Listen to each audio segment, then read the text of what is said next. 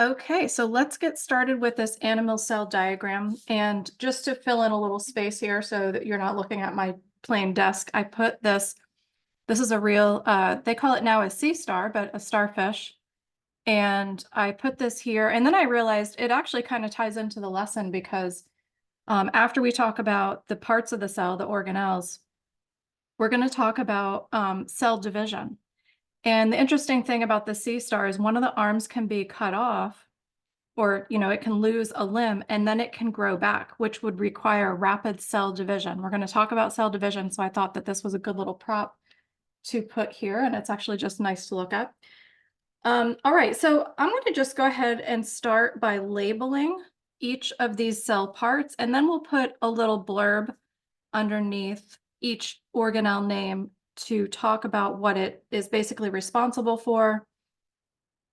Then we'll talk about some of the processes within the cell, what work it does every day, basically to keep us alive and keep us functioning. And then we'll go back to some slides. All right, so we're going to label this right here as the rough endoplasmic reticulum. If you want to, you can just write rough ER, but I'm going to write it out for you. So can you see here? Yeah. And you don't have to use colored pencils. I'm just doing that to make it fun. Rough endoplasmic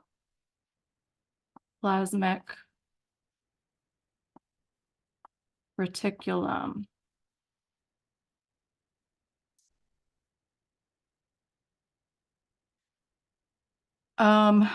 Okay, this one right here is the nucleolus.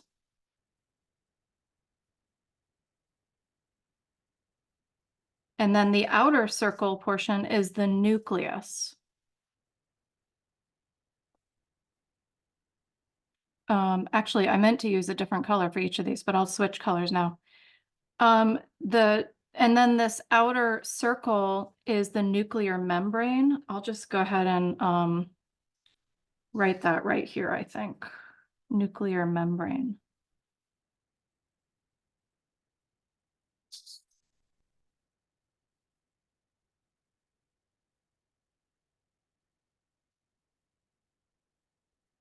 Okay, and the structure of the nuclear membrane is very similar to the cell membrane. We'll talk about that in a few minutes. You're also welcome to color these. I think it'll make it a little more fun for you. All right. This is the smooth endoplasmic reticulum. And since you already wrote that out, you can just write smooth ER.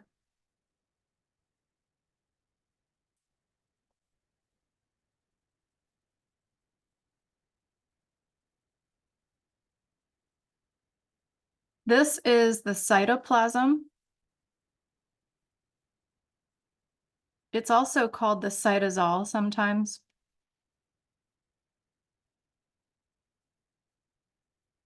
This we're going to label as a vesicle. And I always forget the spelling of this. Let me look at my paper here. VESICL.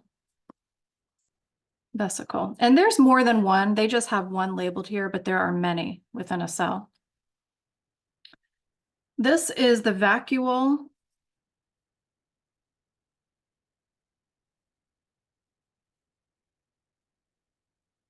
Okay, I'm going to switch colors.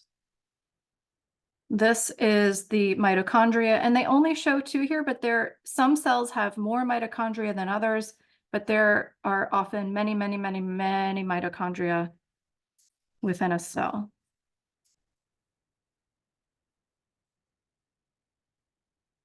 Maybe green is not the best color to see.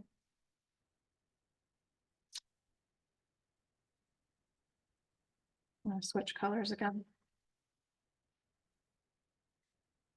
Do blue. This is referring to all these little dots. These are ribosomes.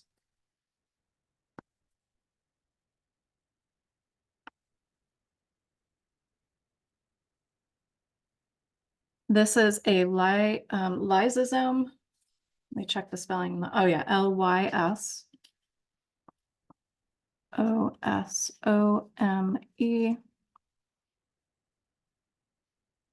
This is the Golgi apparatus.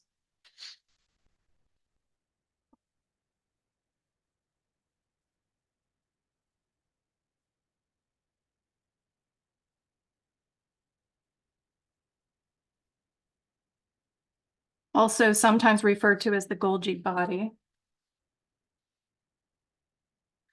And then the cell membrane.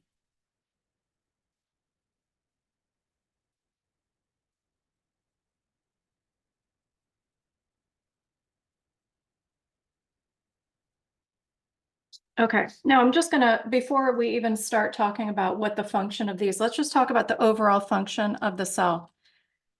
The cell is responsible for converting glucose and oxygen to ATP, which is energy we can use, adenosine triphosphate. That happens in the mitochondria. So that's happening all the time. You would not survive without ATP more than a few seconds. So that's probably the most important function that needs to be occurring all the time. The cell is also responsible for eliminating waste. I mean, I could go on and on, but right now I'm going to just talk about creating proteins that our bodies need, whether that's a hormone or maybe you get a cut and you need keratin, elastin, whatever for your skin cells. So whatever cell it is, it's responsible for creating a certain protein. We'll just use the pancreas creating insulin and glucagon as an example, among other enzymes, but insulin, we'll just do that one. So the pancreas, every time you eat, needs to create insulin. The ribosomes are what create the protein. The DNA, which is located in the nucleus, is what has sort of the recipe for the insulin, okay? Now, the nucleus, the DNA has the recipe for every protein your body could possibly need, but it's only going to express or give the recipe to the ribosomes for the protein it needs to make at that time. And so we have DNA in here, and it's going to send out mRNA, a message, which is basically the recipe for insulin. It's going to send that message out to the ribosomes. And then the ribosomes, through a whole process with transfer RNA and another long process we're not going to get into, it's going to bring in the amino acids that are needed to make that protein.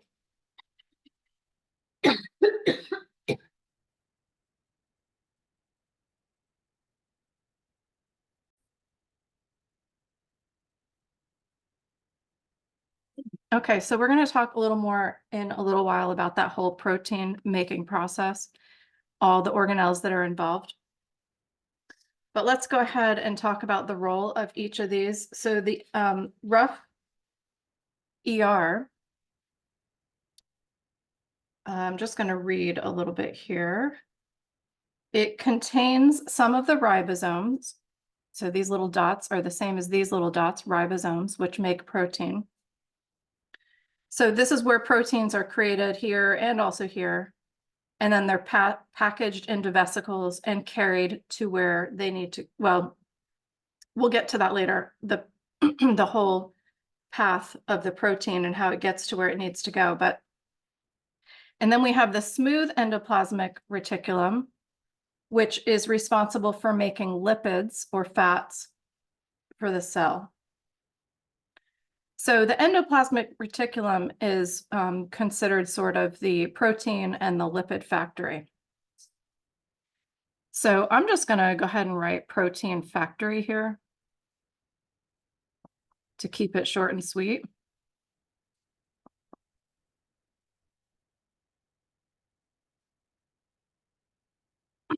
And smooth ER, I'm going to write lipid factory.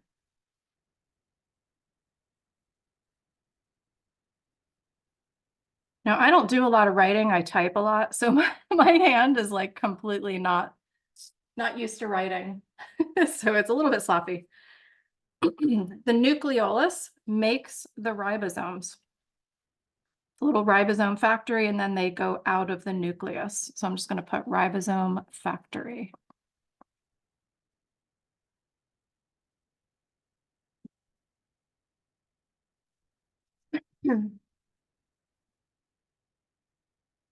And then this is the nucleus, which I like to give it nicknames such as, you know, the plans. Like you think of an architect who has like this set of plans, you could say set of plans, or the safe where all the trade secrets are kept. uh, the recipes, whatever you want to say, but I'm right now, I'm just going to go ahead and say contains DNA. Or a lot of people call it the brain of the cell. Contains DNA. Actually, we'll put brain. And sorry, I'm just getting over a cold, so trying not to make too many noises. Okay, the cytoplasm is like a jelly-like fluid that sort of gives the cell its shape, and all of the organelles sit in it. So I'm just going to say like jelly-like fluid.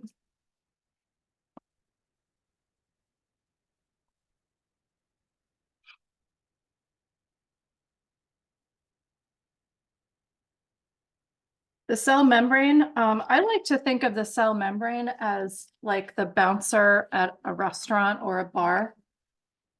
It decides what comes in and what comes out. Some molecules have a VIP pass and they get to go right in. Other molecules have to get special permission or go through a special gate. We'll talk more about that soon, but so I'm just going to put, what should we put? Let me see what I have here as,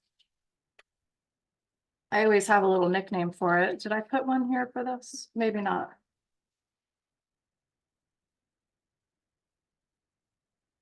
Well, okay, we'll write a few things. So first we're going to write a phospholipid bilayer. Phospholipid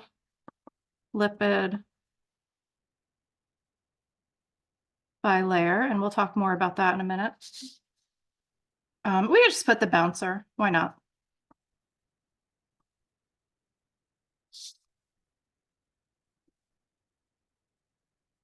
Okay, the Golgi apparatus. So I like to call this the mailroom, but then we'll put something a little more specific. So the Golgi apparatus receives protein from the rough ER. The vesicles carry it to the Golgi apparatus. And then the Golgi apparatus packages it and sends it where it needs to go.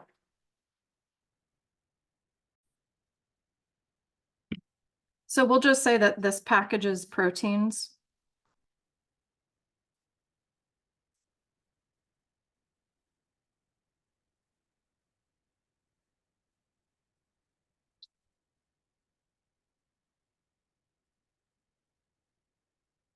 The lysosome, I call this the recycling plant or the Grim Reaper. So let's write that first, and I'll explain.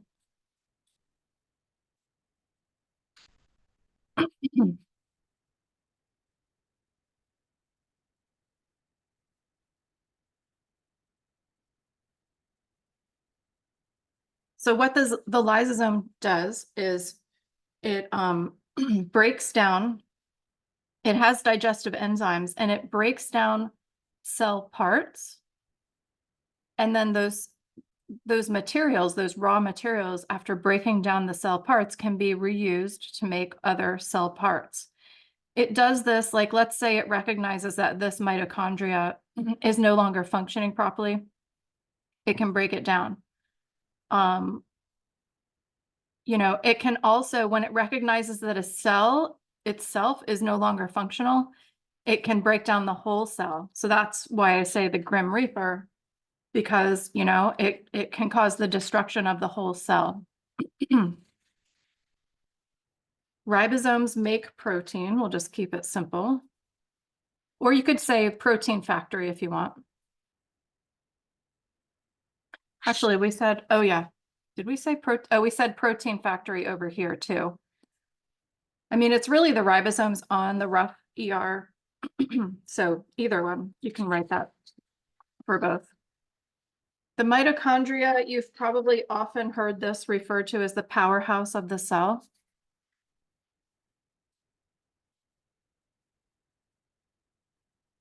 I'll just write powerhouse. And it converts glucose and oxygen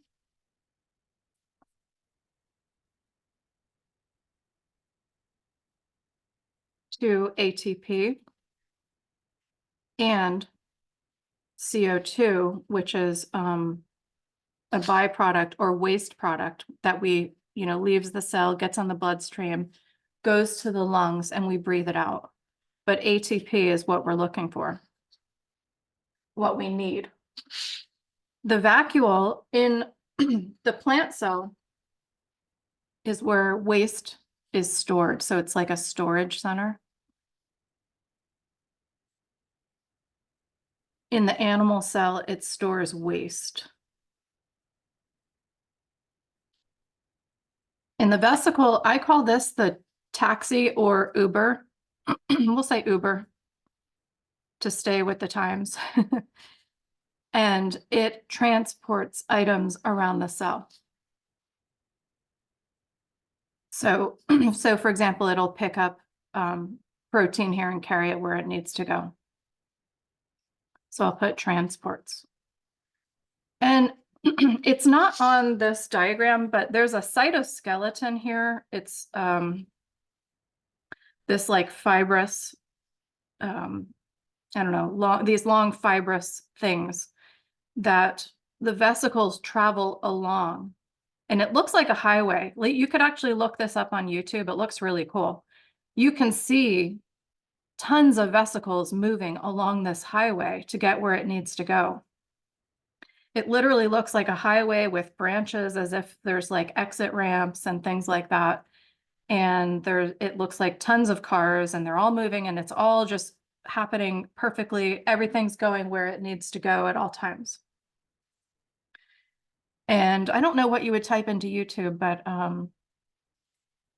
maybe somebody who's looking through a microscope, maybe, I don't know, honestly, maybe movement of vesicles in the cell or something like that.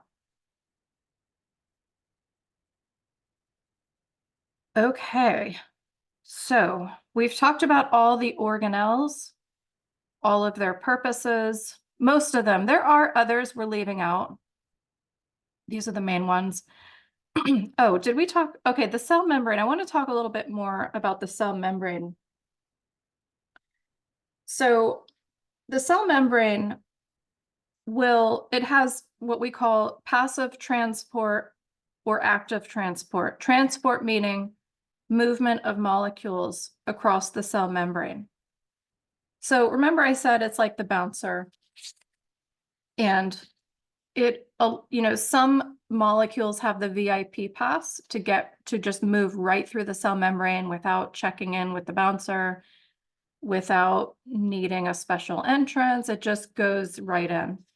And two examples so with the VIP pass, we call that passive transport. It can just go right through. It doesn't require anything. It's just a very passive process. Two examples of that are oxygen moving into the cell and carbon dioxide, the byproduct of cellular respiration, moving out of the cell. Now, think about it. This is constantly creating ATP. So it's constantly creating CO2, which needs to leave the cell. And it needs to happen fast, quick. It needs the VIP pass to just leave. Oxygen, we need to constantly be moving oxygen into the cell. So every time you breathe in, very quickly, that oxygen is getting onto the bloodstream, moving to all the cells and moving into the cell, to the mitochondria. So that we call passive transport.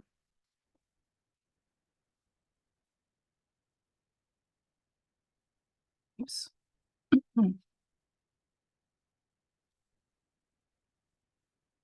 Active transport. What color do I want to use here? I think we'll use this dark green. Whoops, sorry about that. Active transport requires little transport portals, sort of a little gateway. So there are certain molecules, well, a lot of molecules that need to go through this gateway. And some of the molecules need ATP to move across the membrane because they're sort of being forced into the cell against their wishes. So, I mean, because there, if there's a high concentration of molecules in here, these molecules out here don't want to move in. But sometimes the cell sort of has to force them into the cell. Okay, so we're going to call this active transport. I'll put a little star here to show like ATP might be needed energy. This is a little more of a complex process than what I'm talking about here, but the general idea is that it requires special permission, a special gateway. It requires energy. It's just a much more complex process of getting certain molecules across the cell membrane. We call this a phospholipid bilayer because it has a portion of it that is hydrophilic, meaning water loving, and it has a portion of it that is hydrophobic, meaning water hating or water repelling.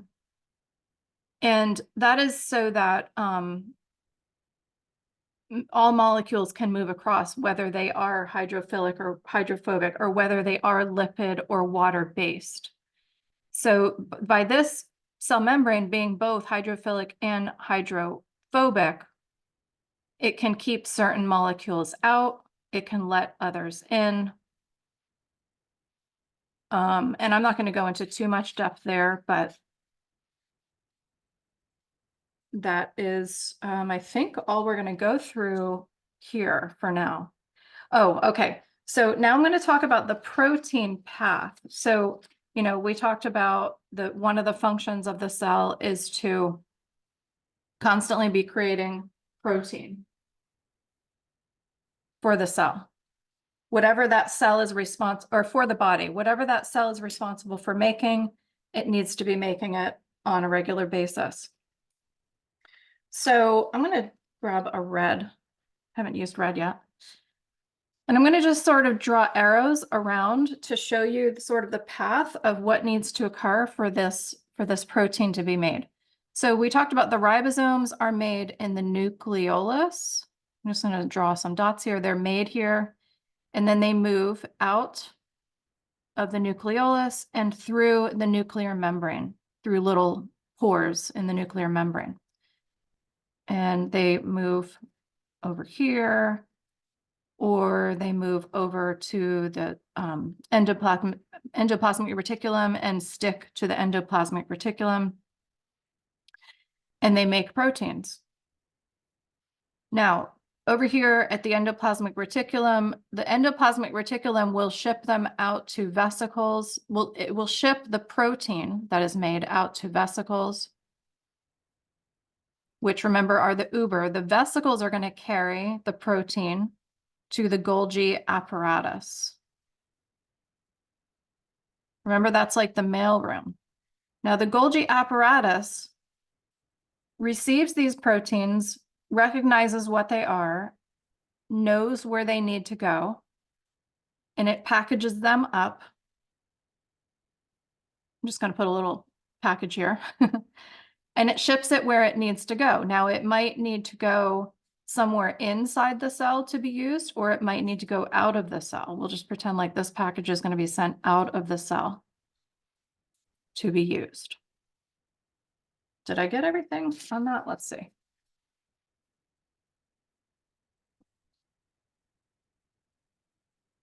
Yeah, so it rides more vesicles out of the cell. Okay, I think that is it for this paper. And again, you can feel free to color this and make it pretty or not.